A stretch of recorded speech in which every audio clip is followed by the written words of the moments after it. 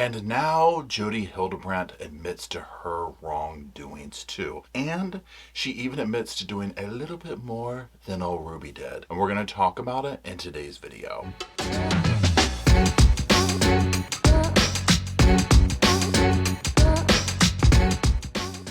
Hello Sofa Squad and welcome back to the sofa. Sofa's back there. Mr. Roscoe, our mascot's on it. My name's Paul and I'm sitting in front of the sofa. Today, like I said, we're going to be talking about a very quick update, a very quick video. This is in regard to Jodi Hildebrandt pleading guilty. Now the way the video will work is in a moment I'll give like a 60-second overview for those of you who have not followed the case or are new to it to give you an idea and some context of where we're at. Now if you do want to follow me on other social media platforms, Roscoe and I are mostly active on Instagram, on the Instagram. It's on the screen, it's in the description. Give us a follow there. Now also please keep in mind that this is just simply commentary and opinions. I urge you to do your own research on things and come to your own opinions and conclusions. I'm not a doctor, I'm not a lawyer, I'm not a cop, none of that fancy credentialed stuff, okay? I'm just a guy with a dog and a little pretend sofa back there. So that's all. Now let's go ahead and talk about that little quick overview of the case details. On August 30th, Ruby Franke and Jodi Hildebrandt were arrested and charged with numerous charges and crimes in regards to abuse against their children, or I should say Ruby's children, but Jodi was also involved. Now this came after one of Ruby's children escaped Jodi's home and went to a neighbor's home. Now the child seemed malnourished, they appeared to have been tied up. This unearthed a nightmare that the children had been living through. Now Jodi and Rudy being at the center of it. So Jodi and Ruby, they're business partners, or they were at least. Ruby had a very successful family vlog channel, 8 Passengers, with her kids and husband, or her ex-husband I should say at this point maybe. But she had that, then it got taken down, and so she and Jodi worked on a thing called Connections, which is basically like what they tout it as is a mental fitness life coaching program, but really y'all it's abusive, it's cultish kind of vibes that are right beneath the surface on it. Now Kevin Franke is Ruby's husband, and he had not been in the house for a long time, nor has he been charged with any crimes. Now recently Ruby took a plea deal, she pled guilty. We're actually going to look at a little bit of that to give some context and comparison to Jodi, but she agreed to plead guilty and agreed to testify against Jodi.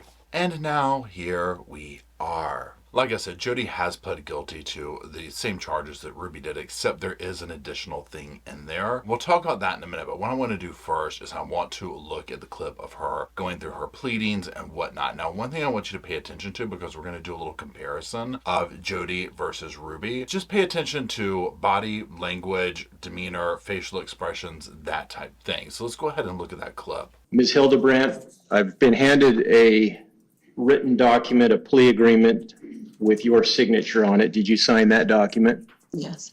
And you did that to represent to the court that you have read the document carefully, that you understand what you've read, that you agree to all of the terms that are set forth in that written document?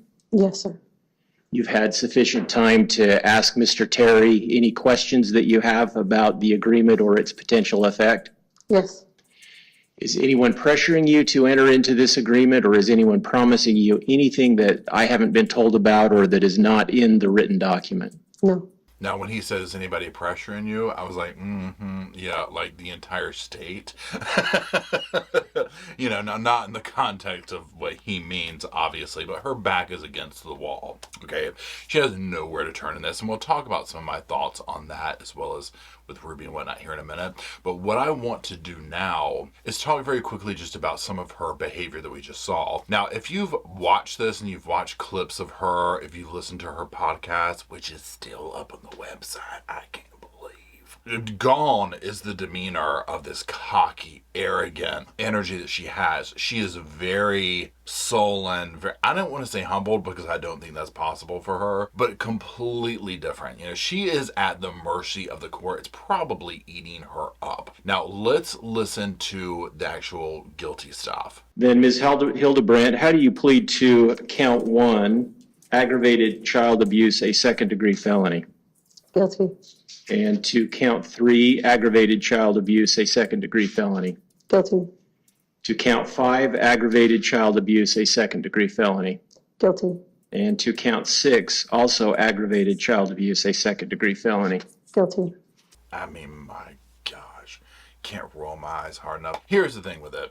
Seeing her demeanor up there, I just, and again, I don't personally know her. I'm not some expert in body language or anything like that. So these are literally just my opinions watching this. From what I have seen of her and the evidence we've seen thus far, just through her social media, stuff like that, her presence, evidence from other people speaking out of the torture that she has put them and their families through, I would almost venture to say she probably doesn't think she's guilty of any of this stuff. And Ruby probably doesn't either. I don't know. But we're going to watch Ruby's stuff again in a second, because at least Ruby tried to show a little bit more, of an awareness of sorrow, which we do not see here with Jodi at all. And in fact, on that note, what I want to do is take a moment and let's go back, let's rewind to Ruby's guilty part that she just pled out to. And again, now that we've watched Jodi, just watch Ruby again, or watch her for the first time, whatever, and we'll talk about it in a second, but let's keep in mind we're just comparing right now. So let's go ahead and roll the tape.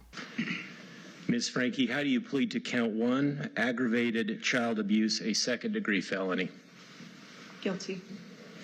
To count 3, aggravated child abuse, a second-degree felony? Guilty. To count 5, aggravated child abuse, a second-degree felony? Guilty. And to count 6, aggravated child abuse, a second-degree felony? With my deepest regret and sorrow for my family and my children, guilty. Exactly. Now, notice it. So when I was doing this, that's what she was doing, like doing her thing like that. Whether that is authentic or not, I don't know. I'm not in her head, right? I would like to think that the mother of the children that this has happened to has, in the few months she's been incarcerated, had a little bit of reflection and said, maybe this isn't good. But again, this has been going on for a while, right? Specifically, these charges might just recently happened or whatever, but the bizarre behavior and the way that she disciplined and did things with these kids has been going on for a while. Now, let's do a comparison for a minute. So you see her, Ruby, up there, guilty, with my deepest regret, with this and that. You don't see any of this with Jodi, unless her version of that is just the solemn, guilty, guilty, guilty. You're not seeing any of that at all. And again, everybody's different, right? So maybe I can't hold that against her, but I just found it interesting. Now, literally for both of them, for myself at least, my opinion is I don't get any authenticity off of this. Like, even though Ruby was going through the motions to at least try and outwardly show us, like, with my deepest regrets and this and that, I'm not buying it. But again, I don't know her personally, so I don't know how she sounds, how she talks. I haven't had personal conversations with her. All of these layers of things that I would have needed to experience to truly say, I don't believe her. But just superficially, and watching her, I just feel like it's very showy. Again, she had this YouTube channel, a family vlog channel. Some of the stuff she put on there, I'm like, really? The monetization of family is just a little bit odd, but whatever. So what I'm getting at is there's a showmanship that she's already familiar with by doing that. So that's another layer to where I'm like, well, I don't really believe this, because she already, is showy and showmanship and this kind of stuff. So that being said, I just found that to be interesting. Now, of course, a huge question for everybody is like, well, what are they looking at? What could possibly happen? So let's talk about that for a second. In this case, neither Ruby Frankie nor Jodi Hildebrandt have a criminal history. So the minimum sentence for the first aggravated abuse charge would be 18 months. But criminal defense attorney Jeremy Diaz says they would only have to serve 40% of each of the 3 remaining charges after that. Where they're running 4 consecutively, the anticipation for the base that they will do is going to be 39.6 months. I think it's just shy of 40 months. Let's pause that for a second and just talk about that. So, they're talking about, the 3 years minimum in this type thing. They don't have criminal records, so on and so forth. We'll get to the maximum thing in a second and whatnot. Now, here's the thing. At the end of the day, the law is the law. The measuring stick is the measuring stick that they use. It is a little bit jarring to hear those numbers, which are very low, to come out, like, oh, you can do that? Kind of a thing, like you can do something like that and get away with it and only go away for however long, because like you said, the person said, the reporter, whatever it was, about the 40% thing.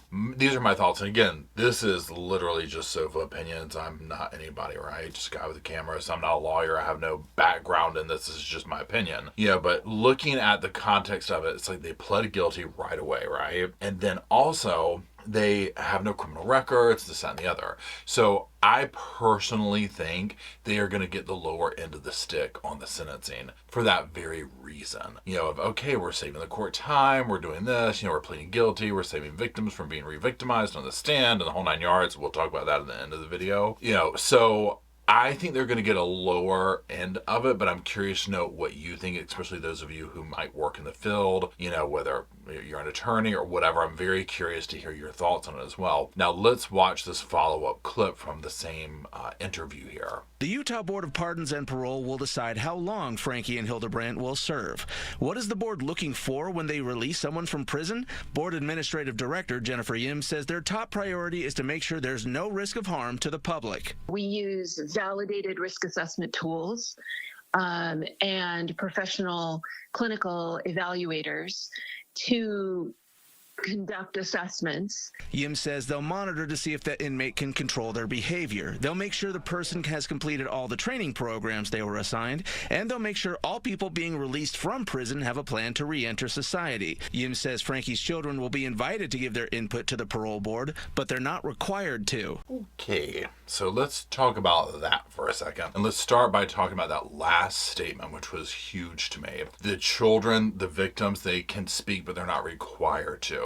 Okay, so I have a couple of thoughts on this. Okay, first of all, if you watch my first video on Ruby pleading guilty, I feel the same thing as with Jodi, but the dynamics are a little bit different. Number one, by pleading guilty, at the end of the day, they still can control the narrative, because the things that they have been outlined in the charges and whatnot that we have seen, that is, we are charging you with these specific crimes, here you go. It's bad, right? And we'll talk here in a minute about the extra thing for Jodi. I have not forgotten about that, but it's not good. However, I am sure it's even worse, okay? So this is one of those instances, the rare instances, where we see the offender actually have some self-awareness and say, it's going to be in my best interest to go ahead and just plead out to what they're offering. Because look at this dynamic of it as well. And let's speak specifically to Ruby first, and then we'll go to Jodi. So Ruby, these are her children, right? Whether, we agree with what she did or don't agree or feel horrible, whatever, they're her kids, okay? Right, wrong, or indifferent type thing. So they're her kids. Number one, for them to have to testify in some fashion if she went to trial is absolutely horrifying to think of. It is a complete re-victimization of them.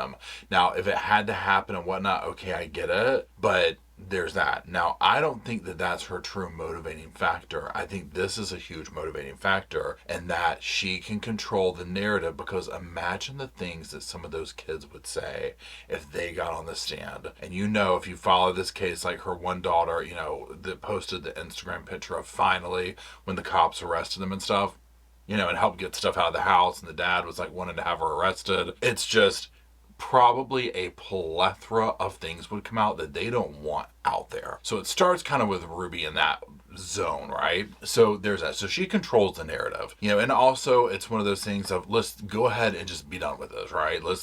I know I'm going to prison. I am sure the people have come to her, meaning the state, her attorney, and all these people, and they're like, here's your minimum, here's your maximum. If you take this to trial, you're not walking out of prison for decades, because you know how this goes, right? They usually throw the book at you if you take it to trial and lose, and I can't fathom her getting out of this. Now, let's switch that over to Jodi. So here's little Miss Jodi. Well, it's her house the kids escaped from, right? Now, there is a plethora of people that have already been coming out and saying all the horrible things Jodi's done to victimize them and their families, and breaking and destroying families and whatnot. So Ruby is lined up to testify against Jodi. Now, I understand these aren't her kids. From my understanding, her own children don't even speak to her anymore, which is very telling. Now, Jodi's in a little bit different position, because she might not care about somebody's kid testifying.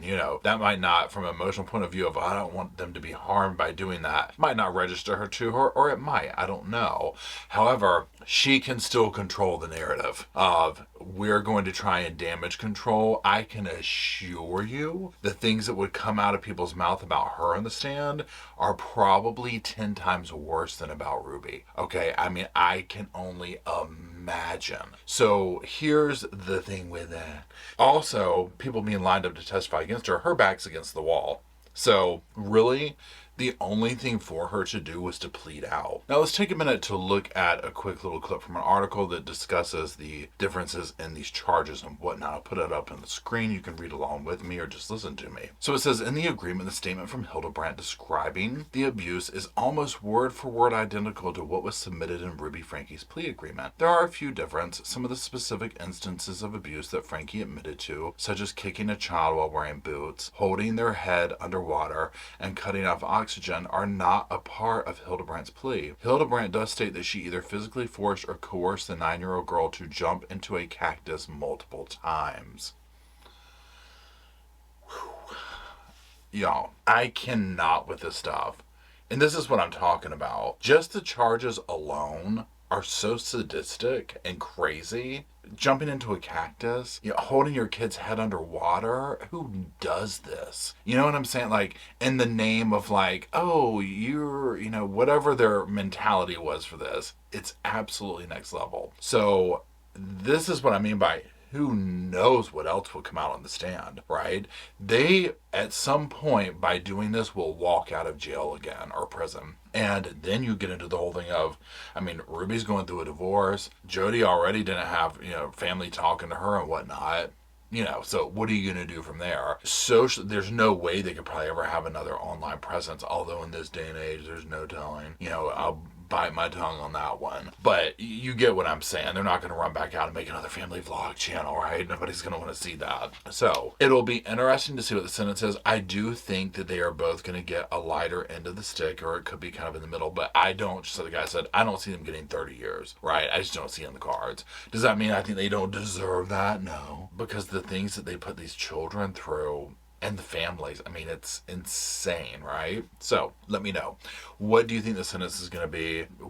Do you think they'll serve prison? Now, here's my thing, real quick side note before we quit in the video. If they came back and got some kind of probation, my mouth would hit the floor, okay? Because this is what I think would suit them, is, hitting them both up with every program, every kind of course that you have to take while incarcerated. Parenting, life skills, whatever there is, right? And just staying in that nonstop. And then again, it's almost like if Ruby's taking the stance of basically she was brainwashed by Jodi, it's like we need to go through a deprogramming type thing, because if, and I don't believe that 100%, there's stuff that was going on before Jodi entered the picture that's still very questionable. So that's what I mean when I don't believe that. So anyways, that's it. What do you think? If you're still watching, thank you for watching. Roscoe is still back there. He's just hanging out, doing his little Roscoe thing. He does ask that you drop some sofas in the comment section so that he and I can gallivant our own way down there. And until we do skip our way on down to that sofa in the comment section to hang out and chitty chat, we'll see y'all soon.